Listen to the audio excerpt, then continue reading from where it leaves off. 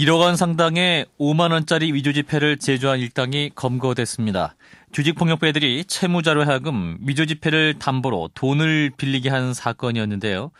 이처럼 대규모의 위조 지폐 제조가 가능했던 것은 제조 과정에 위조 전문가가 개입했었기 때문이라고 합니다. 이 전문가는 1억 원의 위조 지폐를 제작하는데 고작 80만 원을 받았다고 하죠. 조직폭력배와 위조 전문가가 결탁했던 이번 사건의 내막을 들어보겠습니다. 이번 사건을 수사한 전주 완산경찰서의 임수님 진흥팀장입니다.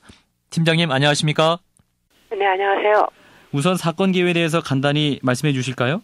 네, 조금 전에 말씀하신 것처럼 폭력조직원 허모 씨가 그 채권 확보를 위해 인터넷 문서 위조 사이트인 운영자인 그 문서 위조업자에게 돈을 주고 위패 제작을 의뢰하고 이제 받은 위패를 다시 채무자인 정 씨에게 건네서 정 씨가 앞에서 말씀드린 대로 위패를 맡기고 돈을 차용해 가로챈 그런 사안입니다.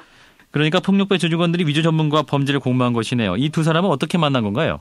위패 제작을 의뢰한 폭력조직원 중 박모가 약 1년 전 인터넷 문서 위조 사이트를 통해서 문서 위조를 의뢰하면서 알게 되었고 이번에 화폐 위조를 다시 의뢰한 것으로 드러났습니다. 예, 그러면 이제 지폐 위조 전에도 문서 위조를 의뢰하기도 했었던 건가요? 네, 본인 진술에 의하면 2일가량 대출 관련 서류 위조를 의뢰했었다고 합니다. 예. 그럼 이제 위조 지폐의 수준이 어느 정도였을까? 그게 궁금한데요. 어느 정도였나요? 관심 있게 살피면 은선이 까맣게 되어 있고 홀로그램도 없어서 위패인지 식별이 가능합니다. 예. 하지만 관심 없이 보면 진폐로 오인하기 충분한 그런 정도입니다. 해상도나 뭐 그런 것이 충분히 속일 수 있는 정도였다. 그렇습니다. 저희가 특히나 사진을 찍어서 보면 진폐인지 위패인지 구분이 힘들 정도였어요. 아하, 사진상으로는 구분이 힘들 정도로 비슷한 위조 지폐였는데 어떤 식으로 위조한 건가요, 그러면? 먼저 진폐 석장을 복사기 위에 올려놓고 정교하게 앞뒷면 일치하게 복사지에다가 한 장을 복사를 한 다음에 예. 그 복사지를 가지고 이제 앞면 뒷면을 2,000매 이렇게 대량으로 복사를 해서 앞뒤 복사를 하는 거죠.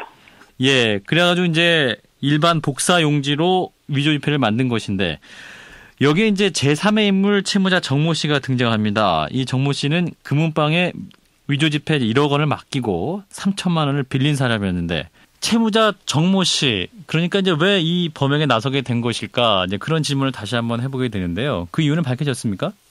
채권 채무가 있다고 했잖아요. 예. 폭력조직원하고 정모하고. 근데 이제 아마 채무 변제를 조금 독촉을 많이 받았던 것 같아요. 예.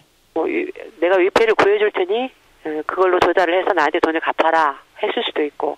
예. 사실상 또 3천만 원을 편취한 후에 폭력조직원 허모에게 2,300만 원을 바로 입금을 했어요. 당일날. 예. 받은 날, 당일날. 예.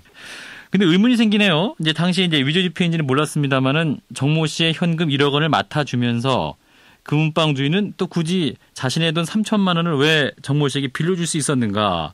어떤 이유에서 빌려준 건가요?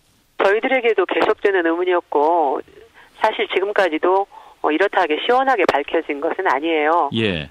누가 들어도 현금을 맡기고 현금을 빌려갔다는 게 말이 안 되는 거잖아요. 그렇죠. 예, 그런데 두 사람은 그간에도 돈을 빌려주고 받고 여러 차례 어느 정도 신뢰관계가 있었던 것 같고 또 피해자 진술에 의하면 정모가 최근에 돈을 많이 벌었다는 소문을 들었대요. 예. 사정상 쓸 수는 없지만 돈 뭉치를 담보로 제공한다고 하니까 고령인 피해자가 그 순간의 판단을 잘못한 것이 아닌가 합니다. 예, 순간적으로 판단을 잘못했다. 네. 예, 상식적으로 보면 이제 3천만 원 빌려가지 말고 7천만 원만 내가 맡아줄 테니까 3천만 원은 가져가라. 뭐 이렇게 말할 수 있는 거 아닐까요? 정모 씨는 1억이 든 가방을 슬쩍 열어서 보여주고 그게 현금 1억인 것처럼 보여주고 예. 내가 사정이 있어서 이 돈을 쓸 수가 없다. 예. 3천만 원만 빌려주면 3일 후에 변제하고 찾아가겠다. 그러면서 가방을 닫아서 준 거예요. 예. 근데 이제 고령인 피해자는 이게 시정장치가 돼 있는 줄 알고 못 열었어요. 가방을 다음 날까지. 예, 잠겨 있는 줄 알고. 예. 네네. 예. 그런데 이제 생각을 해보니까 돈을 담보로 돈을 빌려준 상황이 자신도 이해가 이제 잘못됐다는 판단이 든 거죠. 예. 그래서 만 하루가 지난 다음에 그 가방 구멍 쪽으로 손을 넣어서 이제 돈을 꺼내서 보니까 그 돈 다발이기 때문에 한 면만 보면 모르지만 옆면을 보면 하얗게 돼 있어서 진폐하고 많이 다르잖아요. 예. 그래서 그걸 가지고 경찰서로 바로 달려온 거죠. 예. 자, 위조 전문가와 조직폭력배가 연결될 수 있었던 것이 이제 포털사이트 카페였는데 이 카페는 그러면 어떤 식으로 운영되는 겁니까? 합법적인 카페인가요? 저희가 알기로는 사고 팔기도 한다고 해요. 예. 그러니까 대포 카페죠, 그러면. 예. 그렇게 해놓고 대출 자격을 만들어준다는 말 의미 속에 대출 자격이 안 되는 사람의 대출 자격을 만들려면 서류를 위조해야 되는 거잖아요. 예. 그래서 대출 관련 그 서류를 주로 위조해주는 사이트예요. 그 사이트를 보면 뭐 자기가 15년 경력에 신뢰할 만한 그런 사람이다라고 이렇게 광고를 해놓고 있기도 해요. 예.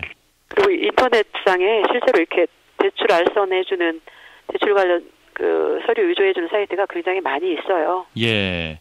뭐 이런 식의 카페가 더 있을 가능성도 있지 않을까요? 이 카페를 만드는 것은 그닥 어려운 일이 아니기 때문에 또 실제로 사용하는 전화도 대포폰이고 가입자도 본인이 아니고 또 뭐 거래를 하는 통장도 대포 통장이고 저희가 찾기가 쉽지는 않거든요. 예. 그렇게 운영되기 때문에 대출 관련 이런 서류 대행해주는 그런 카페는 그렇게 찾는 것이 어렵지 않습니다. 그러니까 결국은 조직폭력배와 위조 전문가가 어떤 채무관계를 해결하기 위해서 결탁했던 그런 사건이다 이렇게 볼 수 있겠네요. 네, 팀장님 말씀 여기까지 듣겠습니다. 고맙습니다. 네, 감사합니다. 전주 완산경찰서의 진흥팀의 임수님 팀장이었습니다.